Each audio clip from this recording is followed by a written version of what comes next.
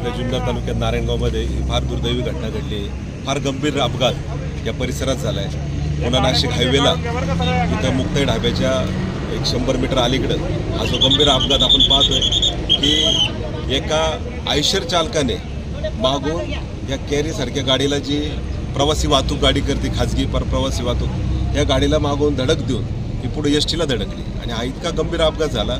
याच्यामध्ये अनेक लोक आमच्या कांदळी गावचे असेल, त्याच्या आसपास परिसरातले लोक असेल, अजून आम्ही गेलो नाही, आता आम्ही सरकारी दवाखान्यात जाणार आहे, परंतु बरीच लोक त्याच्यात म्हणजे ॲक्सिडेंटमध्ये एक्सपायर झाल्याचं समजतंय। महिलांचा काही समावेश आहे, काही ज्येष्ठांचा असेल, काही लहान मुलं असतील असं कळतंय। परंतु हा अपघात इतका गंभीर होता की ज्यांनी काही प्रत्यक्षदर्शींनी सांगितलं की मागून आयशर जी गाडी आली, आयशर टेम्पो गाडी आहे, तो त्यांनी इथं या गाडीला मागून उडून तो या ठिकाणी पळून गेला।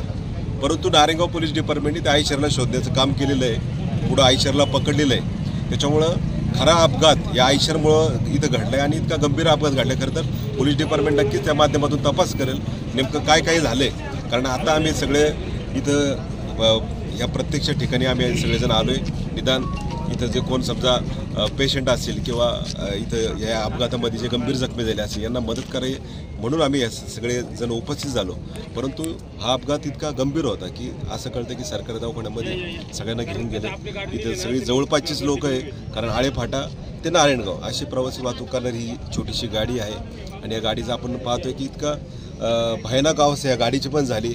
अख्खा गाडी आयशर आणि मला वाटतं एसटीच्या मध्ये त्या गाडीचा फार चुरामुरा झाला आहे। आणि किती लोक मृत झाले याच्यावर खरं तर अजून ते नक्की कळलं नाही, आकडा कळला नाही, परंतु 6 ते 7 जणांचा आकडा कळतोय। मी आता स्वतः सरकारी दवाखान्यात चाललो आहे, तिथल्या डॉक्टरांची प्रत्यक्ष माहिती घेऊन आणि जे याच्यात गंभीर जखमी झाले असतील त्यांना आपण वाचवण्याचा प्रयत्न करू। 5 वर्षापूर्वी सुद्धा असा एक अपघात झाला होता इथे, का एक जी बस आहे ती उभ्या असलेल्या कांद्याच्या टेम्पोला नाही का चिरत गेली होती, त्यामध्ये 30 ते 35 लोकांचा प्रवाशांचा मृत्यू झाला होता।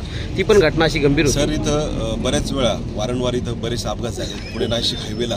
खरं तर वाहन चालक मगाशी जसं तुम्ही सरांनी सांगितलं की इथं ओव्हरटेकच्या नादात इथं गाडीवाल्याला भान राहत नाही। बरं तरी पण हा टायमिंग 10 सव्वा 10चा टायमिंग आहे, म्हणजे असं पण नाही की हा रात्री अपरात्री किंवा पहाटे ॲक्सिडेंट झाला आहे, असं पण नाही। हा सकाळी आता 10 सव्वा 10 ॲक्सिडेंट झालेला आहे आणि 10 सव्वा 10 असं जर असं बेशिस्तपणाने असं जर वाहन चालक चालत असेल फार चुकीचं आहे। याच्यामुळं आपण एक जबाबदार नागरिक आहात। नारायणगावमध्ये खोडद रस्त्याला एक पुलाचं काम चालू आहे, व्हेकल अंडरपासचं, तिथे सुद्धा कॉन्ट्रॅक्टरने कुठल्याही प्रकारची तजवीज केली नाही। आता तिथं सर्व्हिस रोड अजूनही चालू झालेला नाही, त्या ठिकाणी गटारीचा मोठा खड्डा करून ठेवण्यात आला, त्यामध्ये मोठी एखादी दुर्घटना घडल्यास जबाबदार कोण आहे? नाही सर, खरं तर हा विषय आणि तो विषय वेगळा आहे। नक्कीच त्या कॉन्ट्रॅक्टरला जे काय असेल ते आपण समज देऊ, परंतु इथं वारंवार होणारे जे अपघात NHने पण नॅशनल हायवेने जिथं जिथं ॲक्सिडेंट झोन आहेत खरोखर तिथं त्या गोष्टीची काळजी घेतली पाहिजे।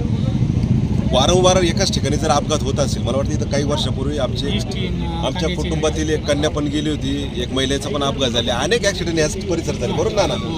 इथं अनेक लोक गेल्याचं पण समजतंय आणि इथं जर वारंवार सारखे अपघात होत असेल तर NHने पण इथं डेंजर झोन काहीतरी इथं प्रोव्हिजन केली पाहिजे, कारण याच ठिकाणी अनेक जण गतप्रावण होत असेल तर किंवा मृत होत असेल तर इथं काही नक्कीच प्रोव्हिजन केली पाहिजे। आणि मी या ॲक्सिडेंटमध्ये जे कोण गेले असेल नक्की त्या कुटुंबाला आम्ही सगळेजण आधार देऊ। नक्की सरकारी दवाखान्यात पण जाऊन नक्की काय परिस्थिती ते आम्ही लगेच जाऊन आम्ही ती परिस्थिती पाहणार सर।